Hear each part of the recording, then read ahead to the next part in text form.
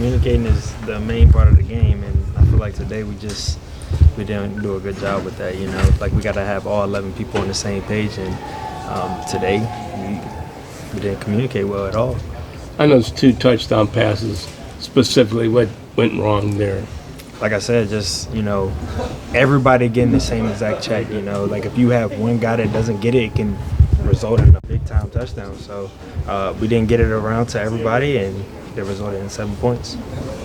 It's Denzel put both of those touchdowns on himself. So just wondering what was your sort of view of that? I don't think that was good of Denzel to do that because it wasn't all on Denzel. Like, I'm a safety. I'm supposed to communicate with him as well. Like, I have to make sure, he gets those checks. Even if he's not looking at me, I have to find a way to get those calls to him. So I would never put that on Denzel. It's all 11 of us, It's never just on him. Is that something that happens close to the snap of the ball or during the play itself? It's during the play, like literally, like they line up and you have to be able to check. You have to get everybody aligned and doing the right thing. Like if one person mess up, like I said, that's going to result in 7 points. So could you see as that was unfolding that there was a miscommunication, that something could go wrong?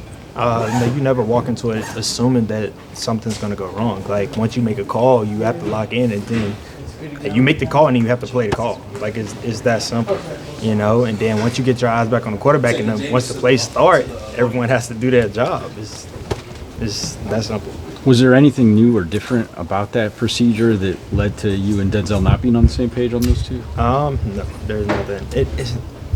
It wasn't even just Denzel. Like a lot of people think it was Denzel that didn't get a call, but it was multiple people that didn't get a call.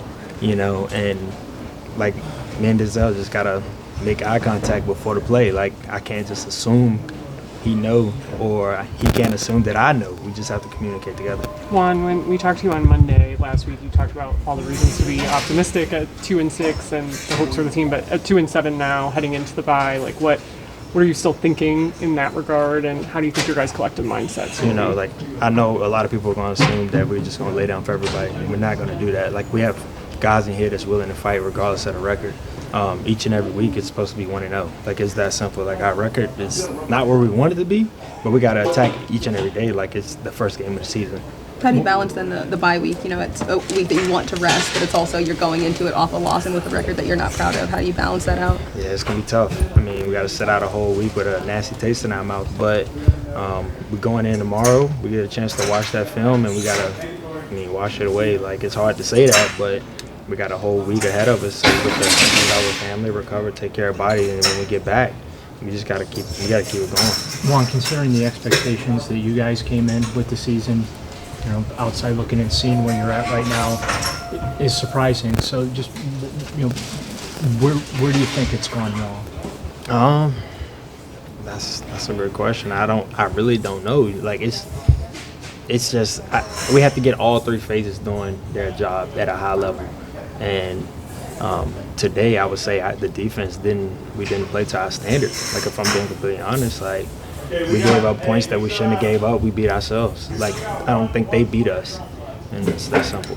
You guys talk about rushing coverage, complimenting each other all the time, and then it seemed like it was either a sack or a big pass play for a lot of the first half. Does that make it tougher to take those breakdowns when you are getting that sack production and your front is really getting after it? Like I feel like the front did a heck of a job today. Like they were getting back there, they was making them uncomfortable in the pocket, and like you said, rushing coverage worked together, and the back end didn't hold up today, and we were giving up some big time plays. But it's part of the game. Like you have your great games, you have your bad games, and today was one of those bad ones. But we just got to keep on working and moving forward.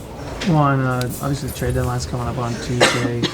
There's been a lot of rumors, some of them have been around your teammate in Za'Darius. Just can you speak to what he means to this defense and to this team? I mean, he's my brother, man. Like he means a lot.